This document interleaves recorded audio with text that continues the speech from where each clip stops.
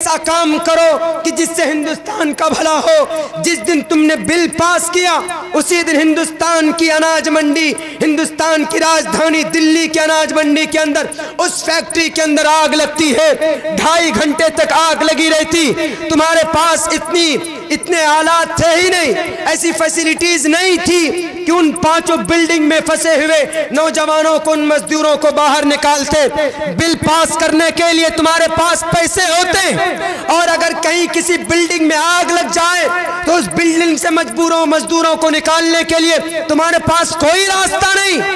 32,000 करोड़ का तुम बुत बना देते हो, लेकिन तुम 2 हेलीकॉप्टर नहीं बना सकते जिससे ऊपर से आसमान से पानी उनका दमकल बनाया जाए और उनके जरिए से कहीं पर भी अगर ऐसा अकस्मात अगर कहीं पर आग लग जाए, गाड़ी ना वहां पर जाए, वहां पर फायर ब्रिगेड अगर ना जाए तो हेलीकॉप्टर के जरिए पानी से बारिश करके उनको बचाया जाए।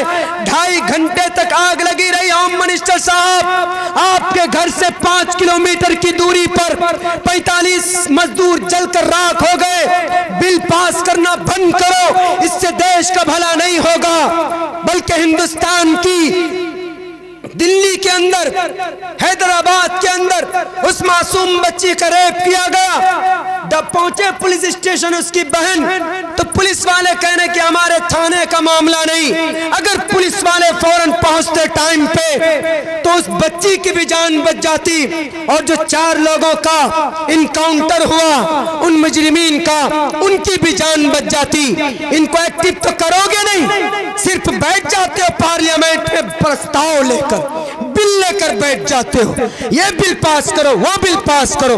देख रहा है तुम्हारा परमात्मा, और तुमको आवाज देकर कहता हूं, मेरी स्पीच अगर तुमको सुनने को मिल जाए तो तुम्हें एक बात याद दिलाता हूं, पापिष्ठास्ते परपशांति यमरूपम भयंकरम।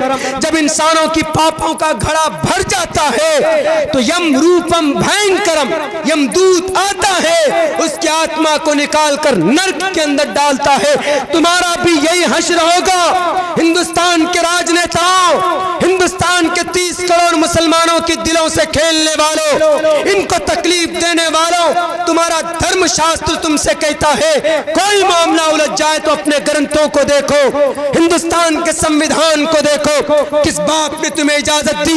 हिंदुस्तान के मुसलमानों को क्यों छाटा?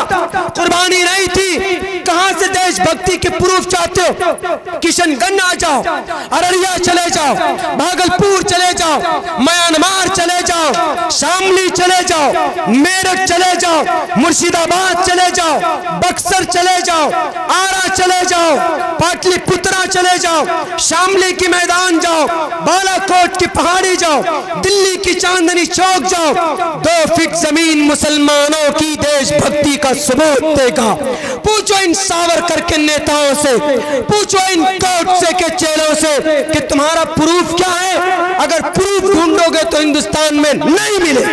क्यों? 1925 में तुम्हारा वजूद हुआ, और मुसलमान 1925 से पहले इस देश को आजाद करने के लिए अपने खून की होली खेली थी, अपने खून को पानी से भी ज्यादा सस्ता किया था।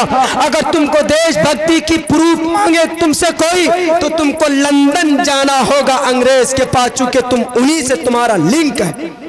अपनी खैर मनाओ, इस देश के लोगों को परेशान मत करो। गद्दी पर बैठे हो, अच्छा इस्तेमाल करो अपनी ताकत का, अपने प्रशासन का, ताकि इस देश का भला हो और हिंदुस्तान के आवाम का भला हो। अल्लाह से दुआ करता हूँ कहने सुनने से ज़्यादा अमल की तौफीक अता फरमाए। अस्सलाम वालेकुम रहमतुल्लाह।